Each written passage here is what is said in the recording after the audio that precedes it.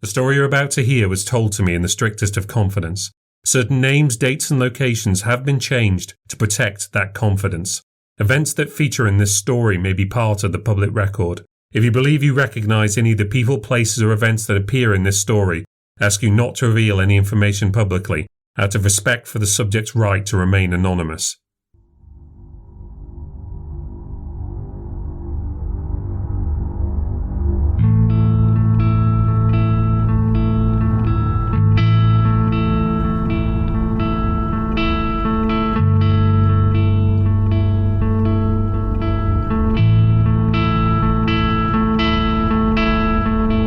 My name is David Paul Nixon, and you're listening to the New Ghost Stories podcast, where we delve into the New Ghost Stories archive to hear witness accounts of the supernatural, stories that could be delusions, lies, fantasies, or perhaps even the real thing. Just don't make your mind up until you've listened.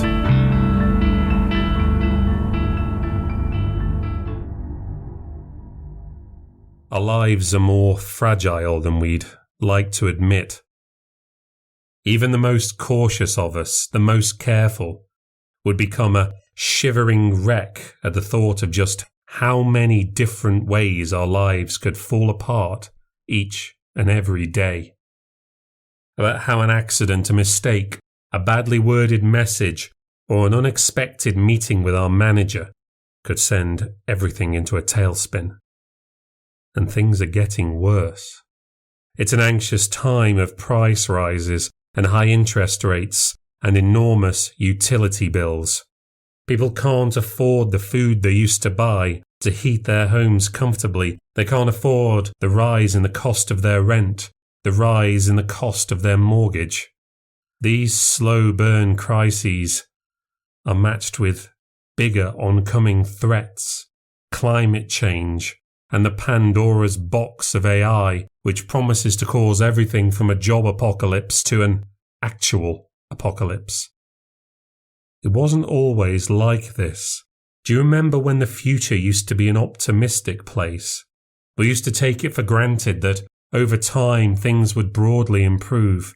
Not that there would be no problems, obviously, but that the future would provide more security, more progress, better technology for building a better standard of living. Now the future is here, and we're still fighting over the last century's problems. Even conflicts we thought we'd put to bed, racism, homophobia, autocracy, have somehow grown in prominence again. How will we tackle the important challenges we know are coming when we can't be sure we can keep a roof over our heads, put food on the table, or be allowed to vote, or to simply exist? I remember back when we were starting to move beyond the pandemic and I was feeling, all things considered, pretty optimistic. I was amongst the lucky. I didn't really lose anything because of the pandemic. In fact, I met my current partner who I now share a home with just before the lockdown. Our relationship grew stronger through Zoom calls and later masked up, sensibly distanced events. I felt so fortunate. I still do in most ways, but dark clouds are on the horizon. We were promised a new roaring 20s, a huge party when the pandemic was over. Instead, everything feels broken. Our society in a state of decay. We know that things can't go on this way, but it's all so tiring, so hopeless, so complicated and depressing. I wish I had something optimistic to say at this point, but this is a Ghost Stories podcast. It's about the things we fear, the things we cannot and do not want to face. And it's about how nothing lasts forever, and that everything good and bad, right or wrong, is finite. It all comes to an end, eventually. I won't offer any platitudes. What I have, as always, is a story, a 2-part epic to end our 3rd season. And if there's a message to be found at the end of this messy, traumatic and tragic series of events, it's that some of the things we value most, that drive us and occupy our minds, maybe they just aren't worth it. that we get worked up and wear ourselves down for the most empty and foolish reasons, and that we are so easily distracted from the things that really are important. Like the last episode, this case takes a little more time to build, but when it gets there, it gets explosive. Sometimes things have to get worse before they can get better. This is case number 390, and it's called Vandals, and you can hear part 1 in full after these messages. Greetings, new Ghost Stories podcast listeners. My presence as I come before you today is of no such importance. I am just a conduit, a front for something much greater. The purpose of these anonymous communions is for you to relinquish your true sinister accounts, to make an offering. I heard someone mumble my name. It was so eerie. And as it's getting closer to the back of our tent, everything around us just seemed to go silent. We never found out what the banging was. Was it someone trying to tell me we needed to look up in the crawl space? Subscribe to the offerings wherever you get your podcasts. It's coming. Let it in. Record your sinister accounts. Make an offering. I just want to say a quick thank you to everyone who's taken the time to rate and review the podcast. We enjoyed a bit of a spike in listenership over the winter and start of spring, and it's likely that these reviews played a huge part in that. So I really do appreciate the support. It absolutely does make a difference. And if you haven't had a chance yet and you are enjoying the show, please do rate it on the Spotify app by visiting the show page and hitting the 3-dot button, or by reviewing it on Apple Podcasts or on any other platform. It really helps me out, and I really do appreciate it. And now, back to the story. Just a heads up to say that the narrator of this story is female. The accident was only the beginning. I couldn't believe I'd done it, just driven straight off the road into a brick wall. It's just not the sort of thing that I'd do. I'd never normally have been so reckless.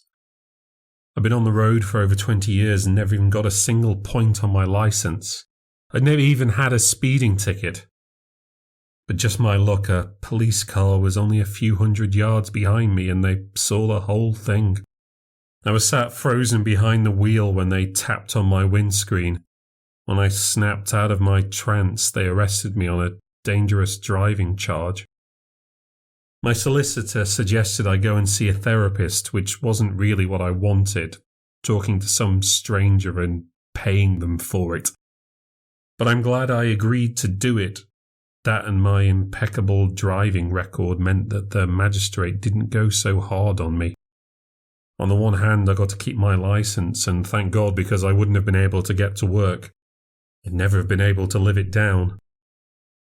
But for putting people's lives at risk, even though no one was actually hurt, I was given 40 hours of community service. It was so humiliating. Scrubbing graffiti off bridges and alleyways with benefit cheats and pub thugs and vandals. It was all my sister's fault. My damn sister. Life was stressful enough before she came along and upended everything. She'd split up from her latest boyfriend and needed somewhere to run to. And I swore I'd never let her do this to me again, but she had Liam to look after, and I couldn't let her make his life worse than it already was. She knows this and uses it to manipulate me, because that's what she does. She uses people.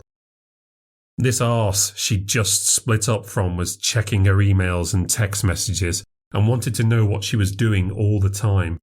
He was basically stalking her. But then they had got together while she was going out with his best friend, so he'd plenty of reasons not to trust her. And that relationship she'd gotten into by cheating on Liam's father. I don't even know what she wants. It's like she's always looking for something better. She over-invests every time. She meets some guy, he makes a lot of promises, and she totally buys it, goes full in. But when it's not what it's cracked up to be, she gets bored and then moves on to someone else. She makes the same mistake over and over again. And let's be honest, she's a bit of a slut too. One drink and she's easier to pull than a Poundland Christmas cracker. My house isn't even that big. Only 2 up, 2 down. And suddenly I've got them moving into my study, sharing the room between them. Claire thought she was going to share my room with me, but I have to have some space to keep my sanity. It isn't as if she can organise herself, never mind a 7-year-old. Liam wasn't a bad kid, but he knew he couldn't rely on her. He's a mix of needy and sulky. Sometimes he was just withdrawn. His mum was happy to sit him down in front of the TV and leave him with his tablet. She's all for digital parenting. I ended up having to look after them both. I couldn't help it. I couldn't keep my life on track without keeping them on track too. Otherwise they'd wreck everything. I was making sure Claire got him to school in the morning and picked him up at the right time and was paying the childminder. I was washing uniforms and helping him with his homework. I was going on at them both to tidy their things up all the time. All I got was aggravation for it, of course. No thanks from either of them. She was regressing too, going out late and getting drunk. She was temping and all her work friends were just out of uni or in their early 20s. She was acting like she's still a teenager and up for anything, finding excuses to dump Liam on me or his father. It was driving me crazy. And I had so many other things on my mind. A few years before, I joined a startup as their new head of HR. It was a risky move, but a good opportunity for me because it was my chance to run my own team, not only allowing me to demonstrate greater managerial skills, but also to innovate, because I wouldn't have to be bogged down by any legacy systems. I'd been there for over 2 years, and a lot of that time had been very positive. I brought stability to their organisational hierarchy in what was already a rapidly changing environment. It was tough, but I handled it and had a really good team to work with. At least for a while.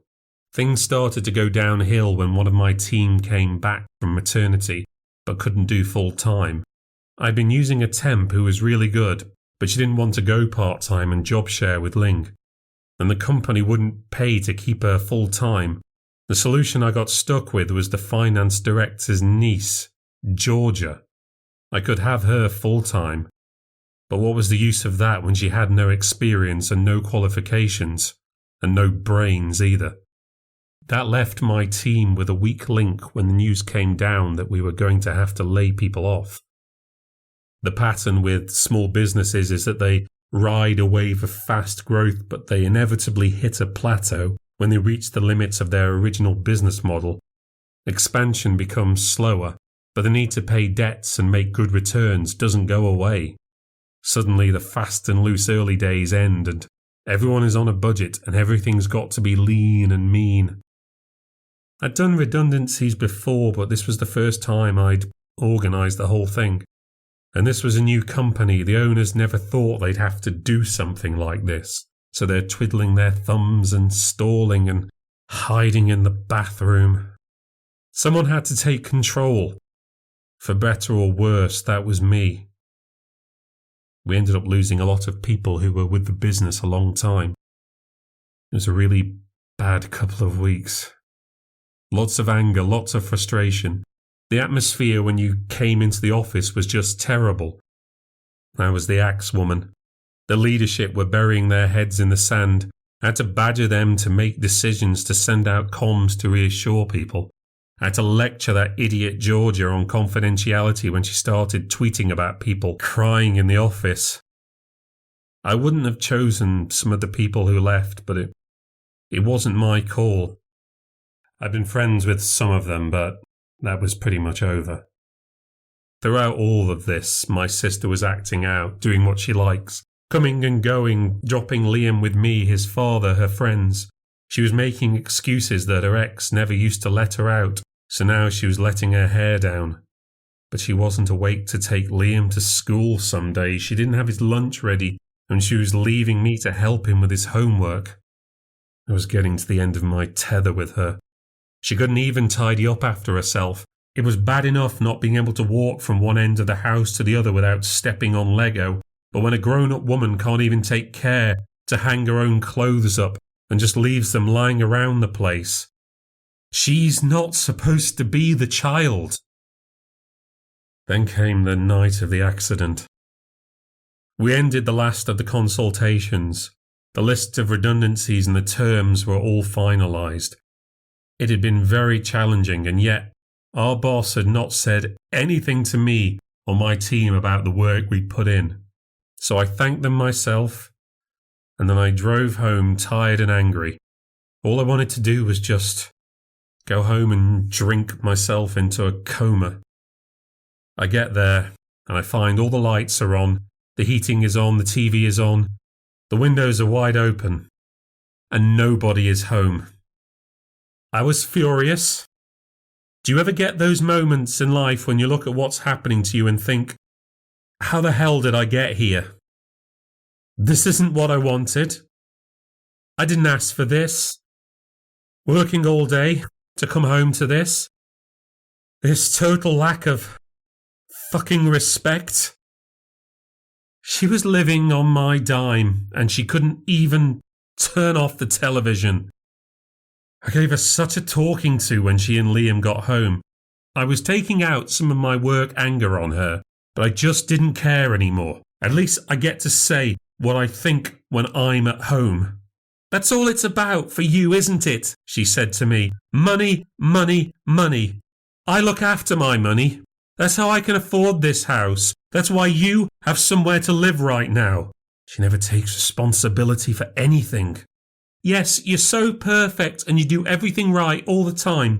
Excuse me for not worrying too much about your precious pennies while I try to get my son to school when my whole life has been turned upside down.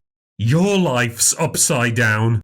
You don't know what it's like to want something real in your life. You might be happy to live here and work all day and have nothing else going on.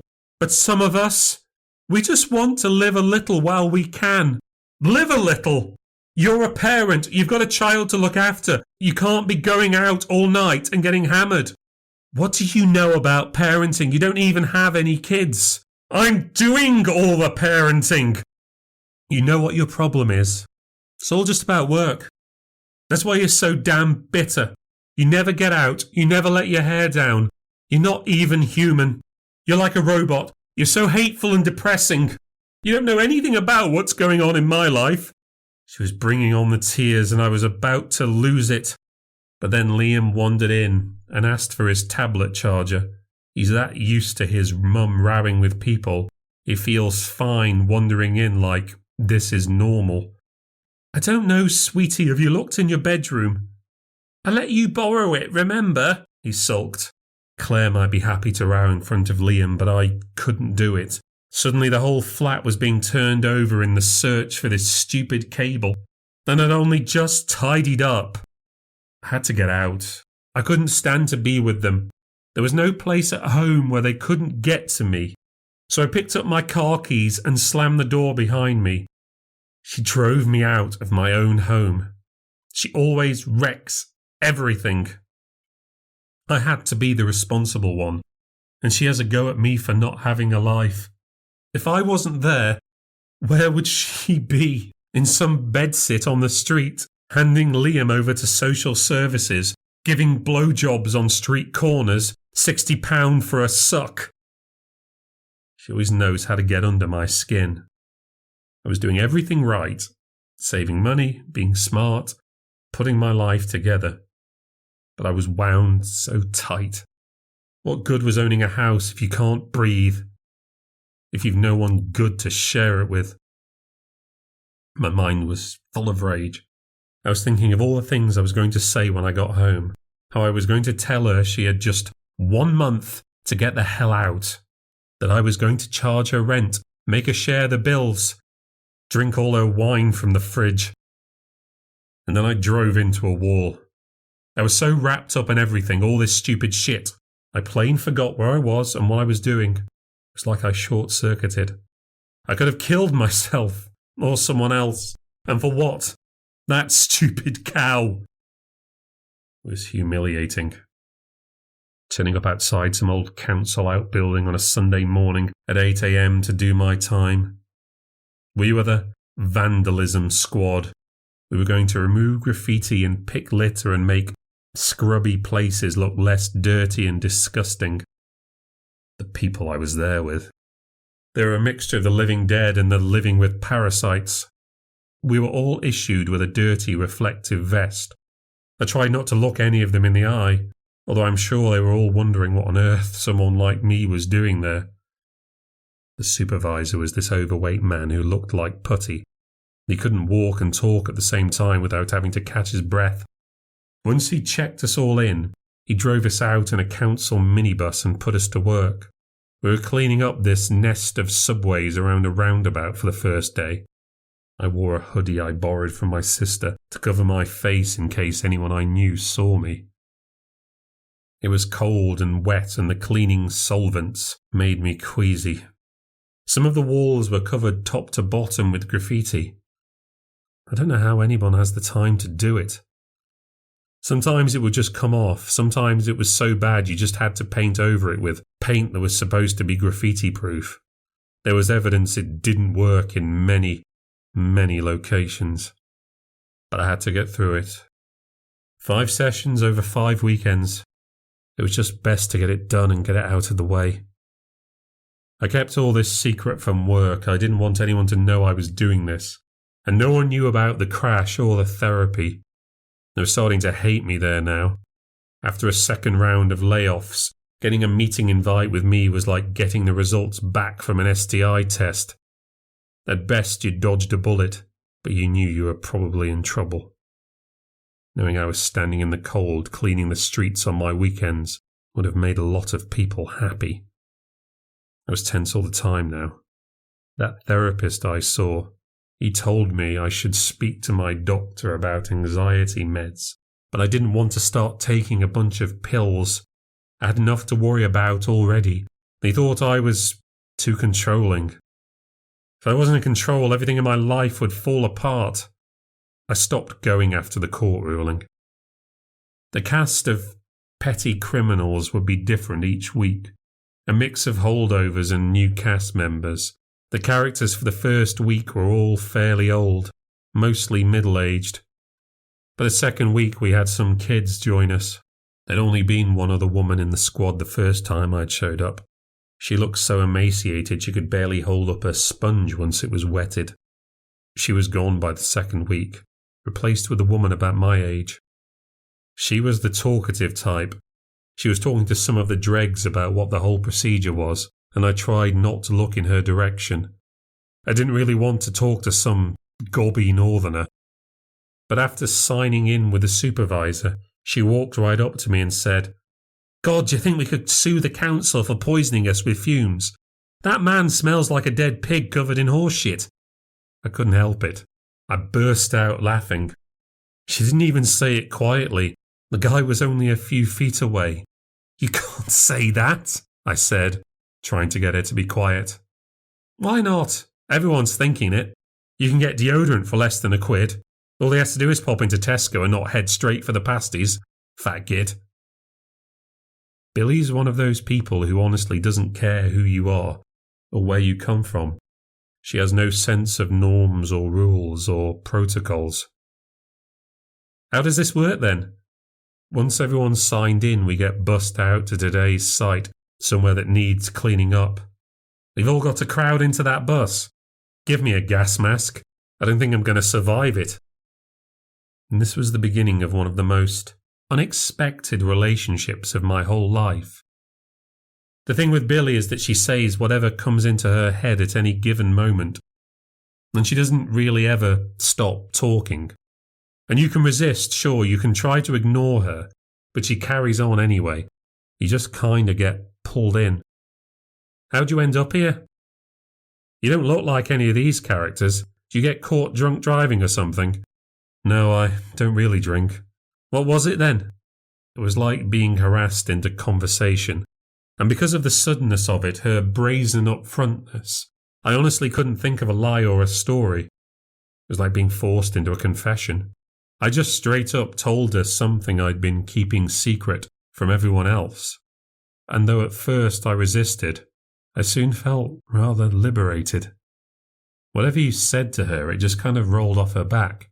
It wasn't like talking to the therapist who was going to pull apart and judge what I was saying. Billy just heard me, and that's all. She could be blunt, really blunt, but it was never vindictive. In fact, it kind of put you on the back foot. She would question you and there was kind of nowhere to hide. If you gave her bullshit, it was simply exposed. Can you not just chuck her out? When my boyfriend wouldn't leave, I just put his stuff outside and said, "You better come over and get it now. Looks like it's going to rain this afternoon." I'd love to, but of course there's Liam. You don't have to look after him. That's her job. She can't have you doing it for her. She's taking the piss, not paying rent and working. What's she doing with her money? She says she's saving it. She has calmed down a bit. She's not going out as much as she was. Still buys plenty of clothes, though. Well, yeah, she can if she's staying for free. I got her to split some of the bills at least. That took a lot of asking. You shouldn't even be asking. She gets so defensive when you go at her. She makes it really hard to just ask her about anything. I was making excuses for myself, of course. Why is it so difficult with families? I don't have this trouble at work. Conflict resolution was supposed to be part of my job. Billy invited me for lunch at McDonald's. It wasn't the sort of place where I'd normally eat, but I found myself just going along with it. Once we'd sat down, I discovered it wasn't just that she was nosy about other people's lives. She could talk plenty about her own too. She had no filter. She was a single mother as well. She'd left the boy's father because he became an alcoholic who went on to become abusive, and she was the fighting back kind. She'd left her most recent boyfriend 6 months ago. He was spending all day sitting on his arse, happy to let me do all the work. She just qualified to be a plumber. Before that, she'd been the manager at a couple of chain restaurants, but one had closed and the other had sacked her for getting angry with customers. She decided to change careers because she didn't want to feel like punching people in the face the whole time. The crime that ended up with her landing in the clean-up squad was still claiming benefits while starting a plumbing job. She thought she was allowed to do that because her income wasn't steady yet, but the court didn't see it that way, and I got the feeling she probably knew that it was dodgy. She thought her ex-partner had reported her to get revenge. She got her own back by pouring wood glue into the petrol tank of his car. There were some pretty noticeable parallels between her and my sister. In their own ways, both seemed pretty impulsive and not good at thinking things through. But Billy at least dealt with her problems herself. Claire just let everything snowball and made her problems everyone else's problems. We weren't much alike, but I would have taken Billy over Claire for a sister any day. I'd have gladly had Billy help me pour wood glue into the tank of my boss's BMW. After a cinnamon slice each, we went back to our duties. It was a miserable day every time we did the clean-up. I was visiting parts of town I'd never even seen before, places I wouldn't want to walk home alone through. Some of the graffiti was pretty impressive, even though it was pretty ugly. It must have taken hours to do. I remember thinking it was a shame that people with this kind of talent couldn't find something better to do with it. Kids would walk past and stare at us. It was probably just the usual malevolence she'd give to people who worked for the council. But it was uncomfortable. For all I knew, we were the ones destroying their work. At the end of the shift, I said goodbye to Billy. She confirmed she'd be back next week, and I was happy to hear it. She was heading off to visit a customer whose boiler she'd fixed, but who had yet to pay her. I would not want to swap places with that man. Liam normally spent Saturday with his father. On commencing community service, this had suddenly switched to Sunday. I could only imagine this was so that Claire could make sure she wasn't home when I got back. It was one of her smarter moves. All I wanted to do was sit in a bath and soak away the cold and the smell and the dirt. try my best to relax so I'd be fresh for work tomorrow. And as we didn't have an events team, it's my gang that gets to organise the company's annual conference. There'd been some talk about whether to even have it because of the layoffs. They decided they needed to get the team together for morale, what there was of it, and to build confidence for the next financial year. It was a refreshing change from the layoffs, but it was more pressure. And I was pretty sure Ali, my only capable full-timer, was looking for another job. Her leaving would really screw things up. Ling was great, but only there for 3 days. The idea of being stuck alone with only Georgia to help for 2 days a week was chilling. I couldn't even get her to put her phone down for 5 minutes. You know, looking back, it seems so silly that I was getting worked up about such petty shit. I really had no idea how bad things would get. I had no idea of the things I'd end up doing. I might have been losing my Sundays to the community, but secretly I was enjoying the time I was spending with Billy. It was cathartic. I could say whatever I liked and it didn't matter. And she would always listen. I could rant about Claire and work and she'd just listen. She was too good at spotting the bullshit though. I'd be complaining about something and she'd say, "Why don't you do this?" And "Why didn't you say that?" And I didn't really have any answer why. It was the third week of us meeting, my second to last session in the squad, and we'd started to talk about the graffiti. By now we were recognising some of the tags and designs that were appearing in many different locations. We wondered whether kids were marking their territory or just practising randomly wherever there was room and they thought they wouldn't be seen. "Do you think if they do it in pink it means they're gay?" Billy asked. The pink Bosco tag came up a few times. The design was very 90s Fresh Prince of Bel-Air. I don't know if local gangs are much into LGBTQ representation. Billy doesn't really know when you're joking. "At my kids' school, the kids still call each other gay to be nasty to each other. When the teacher's here, they get right on the phone to warn you that your child might be a homophobe. But I said to them, he's 6. He doesn't know homophobia from a hippopotamus." Some of the graffiti was enormous. They had to be spending hours on it, and the places they painted it, we couldn't even paint over it without an extension pole. It was amazing how they got it up there. I couldn't imagine them carrying a stepladder with them. And why go to all the trouble? Why do it in a subway or under a bridge? I guess because it was hidden and easier to do without being caught. But if you wanted to paint or draw, why would you do it here? Why not join an art club or something? Some of the tags were unreadable. Some used a kind of Eastern-tinged italic that was hard to follow. Some used letters that were so big and bloated you couldn't actually make them out anymore. We couldn't even see the point of that. Billy's favourite one said Gabe, with wings drawn on the G and B and a halo sketched on the top. My favourite was Kingly, which is written in fat blue letters, all curling around each other like they were fighting for space. But the spray paint used for that one turned out to be really tough to scrub off, so I fell out of love with it pretty quickly. Neither of us paid much attention to the smudge tag. It wasn't big or showy, but it came up quite a lot. It was only black letters, piercingly straight and not very flashy. It started big and got smaller to the end. It was either getting louder like the words coming out of a megaphone, or getting quieter as if it was trailing off at the end.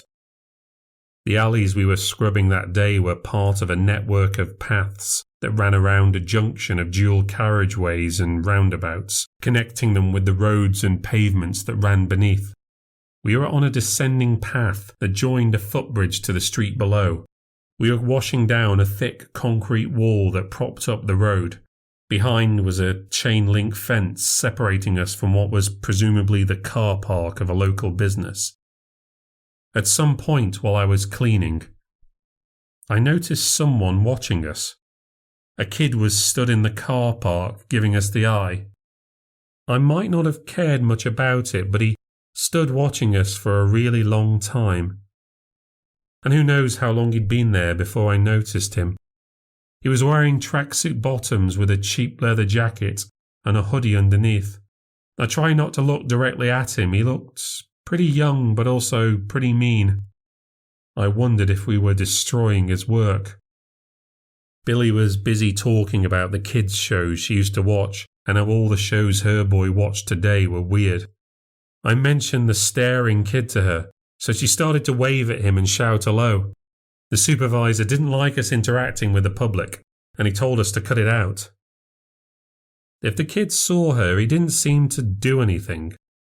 He disappeared shortly afterwards. We didn't actually see him leave. We finished at 4. Billy offered to buy me a drink with the money she'd bullied out of her unpaying client by showing up at his house every day. I said no, but regretted it when I found Claire at home when I returned. She was drinking wine in the afternoon and scrolling Facebook on her phone with the TV on. I asked in as casual way as possible why she was home early. Apparently Paul, Liam's father, had an early shift, so he needed to get to sleep early. Liam told a different story. He was hiding where he knew I'd find him. He was upstairs, tucked down the side of my bed with his head buried in his tablet. He said that we were supposed to go on a ride, but Dad didn't want to because it was raining. We were going to play Fortnite instead, but him and Mum were fighting. I played myself, then we came back. There was a time when Liam loved sports and playing outside. But since he'd stopped living with his dad, he was more and more on his tablet or on one of his consoles. I interrogated him gently. What were they arguing about? She wanted him to pay more money or something. Did she say what for? She said it was to buy me things, but she never buys me anything. I didn't want to push. Poor thing was stuck in the middle of enough rows. But if Claire was pushing Paul for money, what did it mean? Perhaps she really was trying to get out and find somewhere else to live, or she'd spent too much on something stupid. I wondered if there was a way I could ask her that wouldn't end with us having a fight. The weather will be nice soon, you'll be able to go out.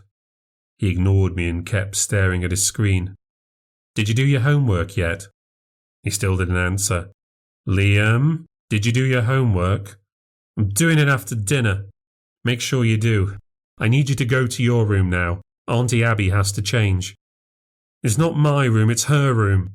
Well, I've got to get out of these clothes. He stamped his feet to the door. I knew how he felt. There was no good place to be when Claire was about. I closed the door behind him and got ready for my bath. Later I cooked myself something decent to eat and eavesdropped on him and Claire doing his homework to make sure it went okay. That night, as I was getting ready for bed, I went to draw the curtains, and I thought I saw someone down in the street staring up at me. I jumped back a little at first, but when I looked closer, whoever it was had started walking away from the house. I thought I'd just been mistaken and just caught the eye of someone who just happened to be walking past. The next morning there was all the usual chaos. I always got up before those two so I wouldn't have to fight for the bathroom. I left the house while Claire was still trying to get Liam to finish his breakfast. I went to my car. I went to open the door. I saw there was graffiti on the front of my house. Under my living room bay window, someone had sprayed smudge, the same tag I'd scrubbed away maybe a dozen times on my Sundays. I was creeped out. More than that, I was disturbed. This couldn't be a coincidence, could it? I lived in a pretty decent neighbourhood, not one of the rougher parts of the city, miles away from the streets I was cleaning. Kids just didn't go around writing on people's houses. This wasn't an anonymous wall. This was a targeted personal attack. The fact that it was this graffiti that I'd been cleaning off walls only the day before suggested it was vindictive. This was a threat, an act of intimidation, and someone had followed me all the way home to do it. Claire breezed out of the house without noticing the tag, not until she saw me and followed my eye line. Why'd someone do a thing like that? I don't know. That's so weird, she said, before bundling Liam in her car and leaving me to deal with it. As I drove to work, I wondered whether to call the police or not. It was an act of vandalism. Someone had broken the law. But would they care? I couldn't imagine they'd investigate it. What was there to investigate, unless they knew who the vandal was? It being a vindictive act, though, did point to revenge. Maybe that was worth reporting in case it escalated. I started to think about the kid who spent all that time watching us. Then I realised I hadn't walked home from the site that day. There was no way he could have followed me home, not on foot. He looked a bit young for a driver. It was hard to pay attention at work and talk seating plans. Because no one knew about my community service, I couldn't say anything about what had happened. But while Ling was talking invitations, I remembered the figure I'd seen before I went to bed. I hadn't seen them with any spray cans, but they could well have been the perpetrator. Whoever this was, somehow they knew where I lived, and it made me very uncomfortable, more than a little afraid. I decided to clean the graffiti away that night. I'd do it straight away to show I wasn't intimidated and that it was no big deal. But it took forever. Nothing I used was as good as the toxic cleaning fluids from the council. Liam watched me and asked me what smudge meant. When I couldn't tell him, he spent 10 minutes running around the garden, turning the sound into a kind of song, complete with beatboxing. I had a gut feeling that wasn't going to be the end of it. I kept peering out of my bedroom window that night and the nights that followed. Liam promised to be on watch too, even though he had to be in bed before 9. It happened again on Thursday. I went out in the morning and smudge had returned. And it had grown. It was written across the whole window now, impossible to miss. It was bigger and louder, a very clear escalation. It made me shiver. Someone was playing games with me, and they were letting me know this wasn't over. Even Claire was concerned. Why would someone do this? Raise the stakes, and for what reason? I did call the police this time. I took photographs and spoke to a policewoman the following afternoon. I told her about the kid I saw, but she didn't seem very convinced by it. And I couldn't easily describe what the kid looked like beyond his clothes. She basically admitted there wasn't anything they could do about it, unless someone was caught in the act. She said to call back if it happened again. I cleaned it off on Saturday. It took up most of the afternoon. My neighbours were shooting me suspicious looks as they went by, as if to ask, "What have you been getting mixed up with?" That Sunday at least was something to look forward to. My last day of community service. For a refreshing change, there was no rain and the sun came out. We were cleaning up the paths and alleys around an estate of brutalist council tower blocks. It was a really rough neighbourhood. I had told Billy about the graffiti at my house. I tried to keep the story quiet so as not to bother any of the zombies, but quiet is just not a Billy thing. What, do you think someone followed you? How else would they know where I lived? But we're just doing our jobs. We have to be here and do this. Do you think they know what community service is? Pretty sure they'd know. Whoever they are, they're taking it pretty personally. She noticed me looking around. You think they're still watching you? I don't know. Can you set up a camera? You could catch them doing it. Even better, they've got these new ones that connect up to your phone. You get a notification if someone's about. It's probably not going to happen again, and I don't want to go spending money on cameras. It'd go off every time a fox went by. But if someone's following you about, what if this sick fuck has got other things on his mind? Who's going to look after you if he shows up with more than just his spray paint? I'm sure it's nothing like that, I said. And when I said it, I knew I wasn't sure. And now Billy had put a whole new set of terrifying ideas in my head. I'm just saying, you got to protect yourself. I have a cricket bat by my front door. You never know who's about. My ex is bad enough. We found a new smudge around the next corner. Billy saw me hesitate and stepped in front of me to take care of it for me, without saying a word. When the day was over, I was trying to talk myself into asking for her number, so we could maybe meet up again, but I don't know, for some reason it was kinda hard to do. And thinking about it, I just couldn't think how it would work out. I couldn't really think how we'd be friends, what we'd do, or how we'd meet up. We weren't really that alike. We probably wouldn't like doing the same things. I bottled it in the end. And she was just so casual, she just went by and said, "You look after yourself, yeah? It's been nice knowing you."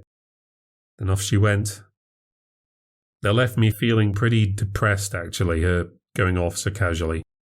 I felt deflated. Those few weeks had meant something to me.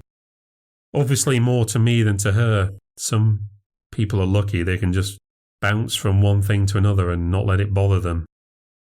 I was so jealous of her. When I got back to my car, I felt a sudden feeling of trepidation. I took a long look around. There was no one else in the car park. Everything was quiet, save the sound of the road. As I pulled out of the car park, I was careful to check my rearview mirror for any vehicle that might pull out and come after me. I could see no sign of me being followed, but then again, they already knew where I lived. I was so relieved to find there was no graffiti on my house. But this was the one time I wouldn't have minded some company when I got home. The whole place felt so empty. Maybe the camera would be a good idea, or just a security light. An empty house can be so noisy when you're on your own. I was glad when those two got back, even if they were squabbling about some school trip Liam wanted to go on, but Claire wasn't sure she could afford. I lent her the 20 quid to shut them both up. I slept uneasily. I woke up several times and kept checking the window to make sure no one was hanging around outside. I found myself already missing Billy. I was tired and miserable when I awoke, but I was grateful that there was no new graffiti. That day I was visiting the local Marriott hotel where we'd decided to hold the company conference. We'd held it there for the past 2 years, but it had been an open question as to whether we'd do it there again. The reason we'd held it there before is because the events manager was married to one of our senior developers, so she'd arranged a good package. But he'd been let go, so that made things a bit awkward. One of her managers, however, was keen not to lose the business. They'd offered us a deal on the smaller conference room and had us working with a different member of their team. Me and Ling went to meet with them to talk facilities and see the event space, but all we really wanted to do was get our hands on the taster menu. We were sitting in the restaurant enjoying buffet food and complaining about Georgia when I noticed the same kid as before was outside and watching us. He was standing on the hotel terrace. This space wasn't open to the general public. You couldn't just wander in there. This scruffy kid who was glaring at me, he couldn't just have spotted me by chance. This couldn't be a coincidence. He'd somehow followed me all the way here, from my home. He looked so young close up. The whites of his eyes were so bright I could feel his gaze on me. He was so still it was freakish. Ling saw that there was something wrong with me. I couldn't eat with him watching. I was terrified. Worse, I was sure Ling couldn't see him. She must have seen me looking at him. He was the only person outside. But Ling didn't seem to notice a thing. She would have said something. She would have to. I knew now that this was really something beyond normal. I didn't want to risk saying something to Ling in case I'd gone insane. I hoped she would just see him. I was silently praying to God she'd just mention him and look in his direction. But the longer she talked without seeing him, the more I was convinced that she couldn't. I didn't want her to know that I was losing it. I tried to keep the conversation on business and lied when she asked if I was okay. I ate quickly and went to the toilet, where I stayed for nearly 10 minutes, afraid to go back out into the restaurant. When I returned, I kept my back to the window. I told Ling I thought I'd eaten something I was allergic to. I wasn't sure, but I wanted to go to my car to get some allergy tablets. She said she'd wrap up the rest of the business, and I left quickly, not looking to see if I was followed. There was no sign of the kid as I walked back to my car, but he'd already been there. From the other side of the car park, I could see his tag scrawled across the passenger side door. Smudge. What did it even mean? I looked around the car park for him. All I saw were other people wondering why I was looking at them. I drove home very slowly. Cars were beeping their horns at me. But the last time I was this stressed, I wasn't going to take any chances. The house was empty when I got home. Claire and Liam wouldn't be back for hours. I didn't know what to do with myself. I wanted to clean the paint off my car so no one would see it, but I didn't want to go outside either. It didn't feel safe, unless it was all in my head, and I was going mad. I didn't have time to be mad. The timing couldn't have been worse. I went up to my bedroom, the place where I could see the furthest up the street. I sat on the end of my bed and looked out the window. I was there for a long time, more than a couple of hours. Somehow I knew he would turn up. And he did. It was starting to go dark. I watched him walk slowly down the street, hands in his pockets, and up to my driveway. There was a touch of swagger to him now. He stopped and lifted his head to look up to my window. He froze. Maybe he couldn't see me, but I could see him. And I sat and I watched him and he watched me. I don't know how long we stared at each other. I was expecting something to happen and it didn't. I wondered whether to say something, whether I should shout out of the window at him, or even go to him outside. I felt strangely fixed to the spot, entranced. I was already under his spell. It was only broken when Claire got home. I saw her car pull into the driveway, passing the kid and missing him by inches. The fact she hadn't seen him didn't surprise me at all anymore. I knew he was only visible to me. And I confirmed this when Claire came into the room to see me. She asked if I was all right, and I asked her what she could see out of the window. She said, "Just your car? You don't see anyone standing there?" She said she couldn't. I was weirding her out. Liam came in asking if she knew where his football boots were. She went to help him, closing the door behind her, saying, "Auntie Abby just needs some time to herself." I sat there and kept staring at him. Eventually I must have fallen out of the trance and sunk into sleep. I woke up in the middle of the night. I was lying on my bed and was staring at the ceiling, still fully dressed. When I pushed myself up and walked to the window, I saw he was gone. I wondered what time it was and how long we'd been staring at each other. I was strangely calm, but there was, somewhere in the back of my head, a voice that was telling me all was not well. An alarm going off, but it wouldn't break through. It slipped from my attention as I wandered around in my daze, trying to think where I was and what I was supposed to be doing. I could get undressed, get into bed, try to get some sleep, but none of that seemed very important. I became aware of a knocking. It got a little louder as I listened to it. I felt no need to react or do anything about it until it became distinct, too loud to ignore. I stepped out into the hall, trying to follow its source. My first thought was that Liam was messing around because he couldn't get to sleep. I tapped gently on their bedroom door and whispered his name. There was no answer. I heard the knocking again. It was getting louder. It was clearly coming from downstairs. I walked slowly down the stairs. By the time I got to the last few steps, I could see down the hall to the front door. I could make out a figure behind the glass, a dark shadow. It knocked on the door and started to laugh. It was a deep, throaty laugh, cruel and hateful. I felt myself panic. Snapping out of my trance, I ran back upstairs and into my bedroom. Someone closed the door behind me. I spun around and he was there. The kid reached out, grabbed me by my hair and pulled me to him.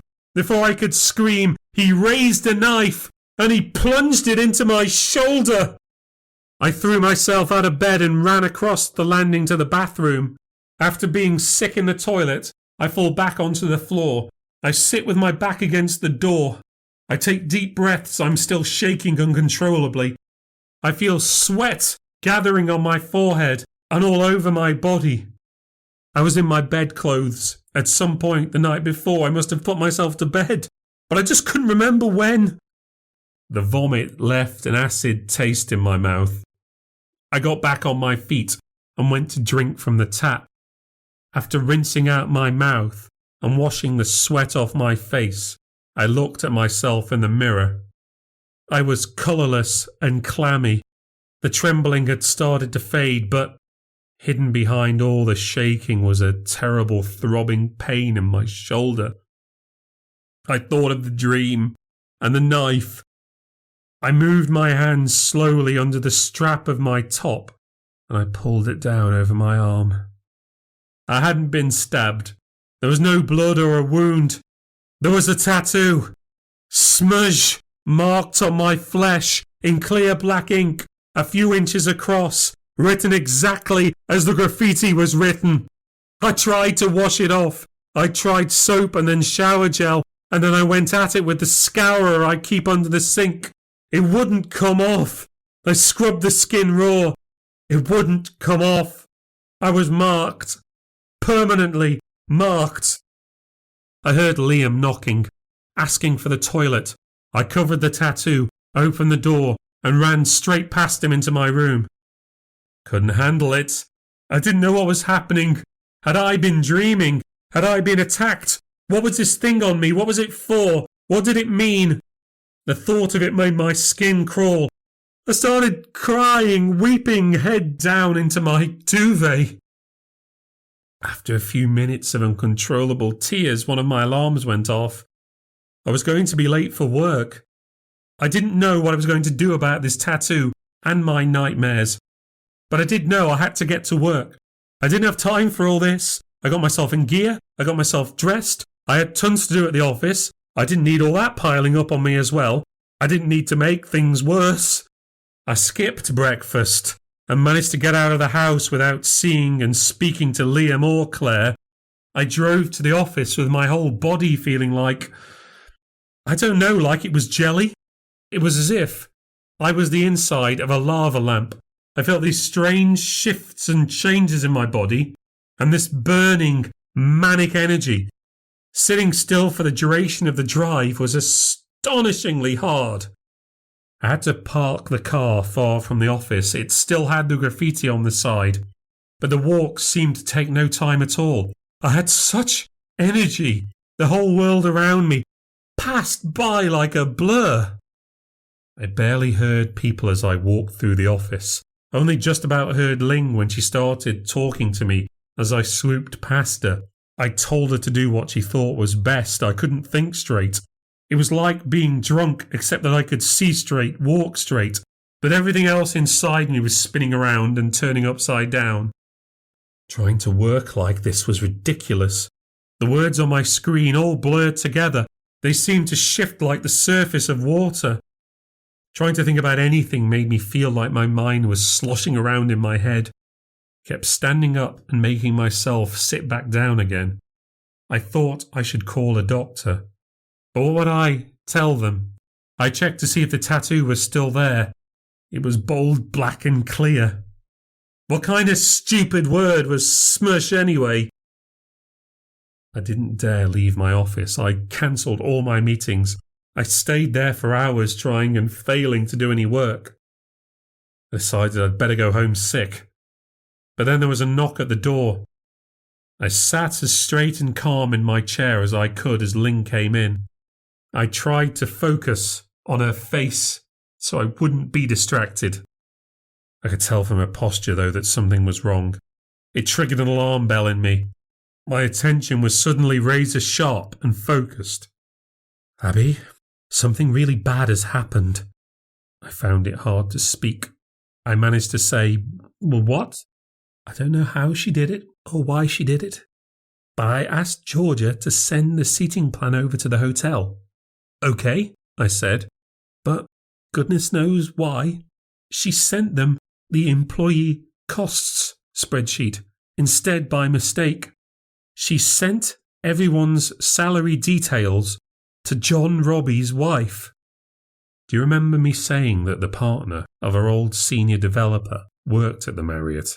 Georgia had sent highly confidential information, not just to someone outside the business, but to someone who had every reason to hate us and to want to damage us. This was a total disaster, and one of my team was responsible. Have you ever heard someone say they acted without thinking?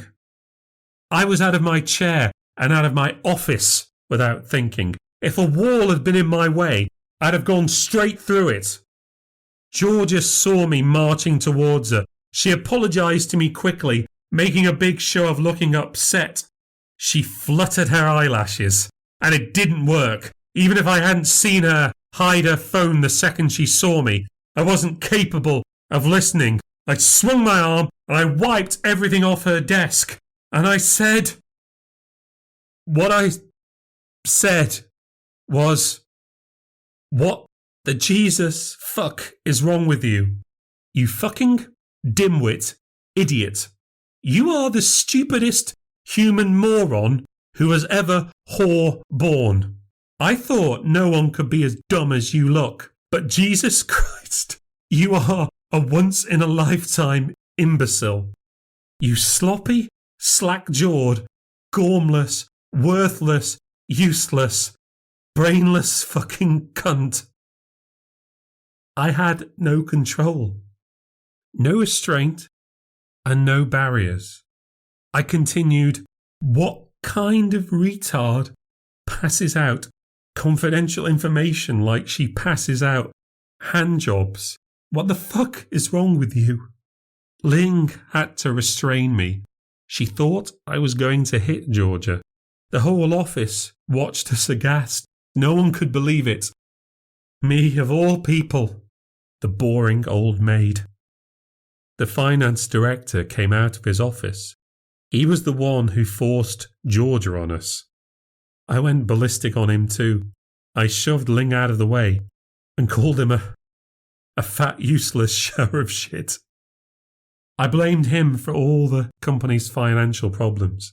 I scream about the thousands spent on restaurants and hotel rooms, where he spent nights fucking his old PA on the company's dime. I reveal at full volume how we had to pay her off so he wouldn't be taken to court for harassment. Then I go off on how lazy he is, how he starts later than everyone else in the office and never really understands the numbers until someone explains them to him like a toddler. I tell him he's so obese and so ugly that he turned his wife to stone. Then I spat in his face and I stormed out of the building. In a way, it makes me kind of laugh now. Who doesn't dream of telling their boss or some other idiot what you really think of them? I blew everything up in one crazy moment. And it felt good. It was an exciting, crazy ride. But only for a moment. As I stormed back to my car, the horror started to creep up on me. Anger dominated all my emotions until I was about halfway home. Then, panic took over. I had to pull my car into the hard shoulder. I put my fist in my mouth and started to howl. I banged my head against the steering wheel. It was like mourning someone's death when you get that sudden, uncontrollable outpouring of emotion. I had just destroyed my life. It was a long time before I could try to get my head together. What could I do to make this right? I thought about it frantically. What excuses and reasons could I give for what just happened? for all the ideas going through my mind, the best one I had was to have myself committed. Admit I'd gone crazy because, clearly, I'd gone out of my mind. I was seeing things and having these messed up dreams. Maybe I was schizophrenic. The dreams, the feeling of being watched, these could be warning signs, the manifestation of all that was going wrong in my head. The scary kid, the tattoo, they were symbols of my disintegration, messages from my subconscious. I had to drive very slowly. My mind was racing through the last few months. What were the other signs? The accident, for sure. That must have been the first real symptom. I short-circuited, the first warning sign. Because of all the pressures of work and home, I could make these pieces fit together. I could make this justification work. And they'd have to listen because mental health in the workplace is such an issue today. Maybe I could at least get a respectable reference from them. I wasn't paying attention, of course, to evidence that didn't fit. Just like how many other people had seen the graffiti. Or how Billy had seen the boy the first day. I saw him watching me. There were already missed calls from the office on my phone. I ignored them. When I got home, I started to research how to commit myself, where I had to go, what I had to do, what it would mean, and whether to get Claire to drive me or to take a cab. I couldn't drive again. I was too dangerous. If someone cut me off and tried to overtake, I might go ballistic. The accident could be so much worse this time. What was I going to tell Claire? She was going to love this. The chance to watch me fuck up and fall down for a change. She was going to be delighted. She could stay at my home for as long as she wanted now. I was off to the Shit Creek Motel for a long stay in a padded suite. I could hear that laughter. That horrible, cruel laughter again. I looked around. There was no one outside the window, no one in the house. I couldn't hear where it was coming from. I started to scream for it to stop. I heard keys in the door. I sprung off the sofa about to yell, "Who's there?" But I heard the sound of Liam and Claire squabbling. I thought I was going to pass out. This was too much. Liam ran down the hall, insisting he was first to use the toilet.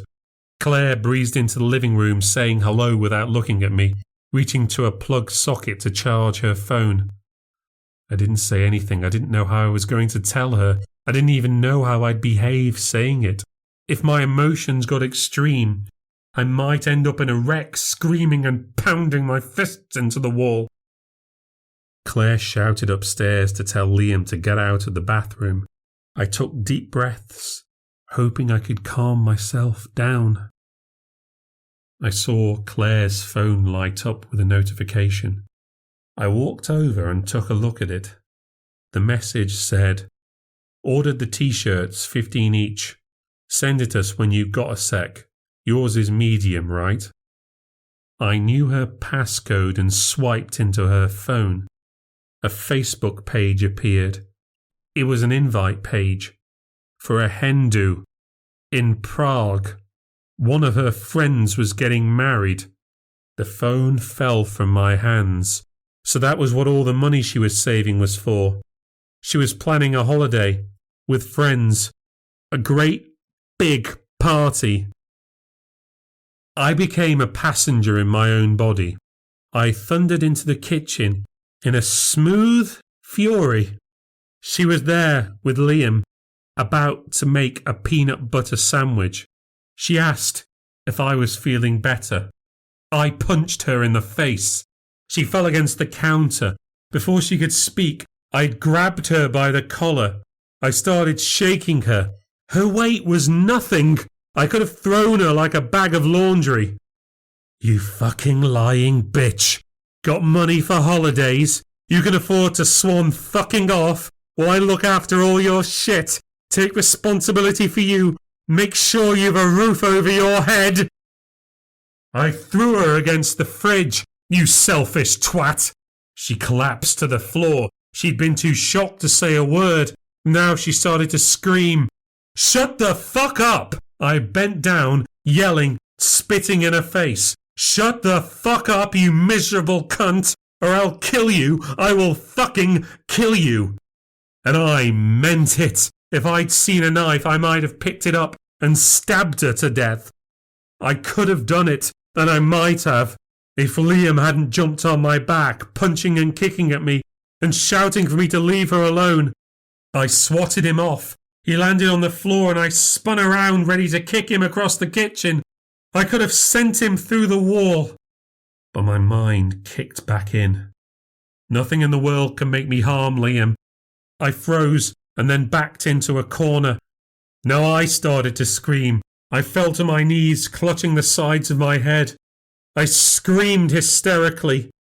They both stared at me, too frightened to say or do anything. I got up and I ran. I ran out the house and pelted it down the road. I didn't know where I was going. I could hear that laughter again coming from nowhere, rattling around in my head. I ran for more than a mile. I stopped on a bench by a bus stop for a long cry. People avoided me, and I got worried I'd be recognised. If only I knew somewhere to hide. I started to wander into town. It was a few miles' walk, but I had nowhere else to go, and I didn't want to think too hard about where I would end up. The crippling despair was turning into waves of sorrow. I was grieving for my life, which I just set on fire and was going up in smoke. I'd almost beaten a child. I decided to go where no one would bother me or notice me, the local Wetherspoons. The bar staff were quick enough not to set me off. I sat in a corner staring at the bubbles in my cider. That was what it really felt like under my skin. Energy bubbling up, ready to pop, ready to burst, ready to explode. How many years does it take to build a life, to build a career? It doesn't happen overnight, but it can all be lost in a moment. Work would never let me back in the building again. There was no excuse for my conduct. My sister could be at the police station right now, telling the cops I'd assaulted her, harmed her little boy. I was reaching a state of numbness. I could feel the energy still breathing under the surface, but it was contained. The enormity of everything was too much to process. What had I done? Who was I now? What was the cure? Controlled, uptight me, of all people. I was capable of harm, of flying off the handle. Me who was so controlled and balanced. Life's designated driver. It was really hard to think straight. But what was weird among so many other things was that no matter how much I thought I should be sorry, I wasn't. Not really. I was in mourning for the destruction of my life. I didn't really care so much about what exactly I'd done, except for hurting Liam, but I'd stopped myself from doing that. On some level, I'd meant everything else. Of course I did. Georgia was an idiot. Our finance director was a slimy piece of shit. Claire is a selfish twat most of the time. It felt like an alien to myself. What I'd done was not okay. I never thought I was capable of this kind of hate or violence. I couldn't even believe this version of me could ever exist. Christ, I was a basket case. I couldn't control myself. I returned to my original idea of getting committed. I could call the madhouse, tell them to expect me, and book a cab there, or maybe get dropped off nearby. I didn't want the taxi driver to be scared of taking me. I was in no rush. I stared at the bubbles some more. Then I saw him watching me from a row of booths. The kid with bright white eyes. He stared and his mouth opened wide in a big, knowing grin. He looked so pleased. My instinct was to run to him, scream and demand why. Why are you doing this to me? But as I stood, I heard a racket from the other end of the bar, people shouting and yelling, someone kicking up a fuss. That someone was pushing their way to the front of the bar. People tried to stop her. She was shoving and pushing them away aggressively, swearing and yelling back at them. The voice was familiar. "You can all fuck off. I'm having my pint. Get me a Foster's. Piss off." It was Billy. 2 bouncers in reflective jackets were trying to take hold of her. She wasn't having any of it. She slipped from their grip and pushed them back. I saw 2 policemen arrive. The bouncers got more aggressive, forcing her up against the bar and trying to lock their arms around her. She responded by punching one in the head, catching him hard against the ear. The other yanked her away, putting her blows out of range. With her stumbling, the bruised bouncer reached down and grabbed her leg. With the help of the 2 policemen, they took a limb each. They lifted her up off the ground. She screamed and struggled as they carried her out into the street. The punters loved it. There was applause and wolf whistles and laughter. I thought for a moment to help her, but I thought better of it. I wouldn't have been able to take them. At least I didn't think so. I wasn't sure what I was capable of now. But this changed everything. It wasn't just me. It had her too. And of course it did. We were both scrubbing the graffiti away. This thing had taken us both. I felt relief. I wasn't crazy. At least I wasn't crazy alone. This was something else. Like an infection. She must have the tattoo too. I looked back to the kid, but he was gone. I heard the click of a door closing. A fire exit snapped shut just a few tables away. I went after him. The fire exit led into a wide alley.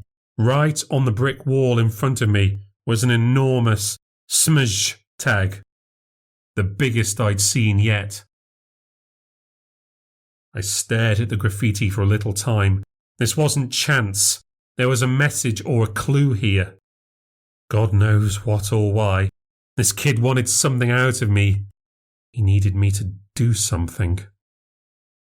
This was timed. I was supposed to see him, hear him leave, and run into this big sign. Did he want me to follow him? What if all these tags were a trail? I'd already seen them all over town. What if I followed them? Where would it take me? I still didn't know what it meant. But I wasn't going to play the game of calling this madness or schizophrenia anymore. Something was doing this to me, to both of us, and I needed to find out why, and how to stop it.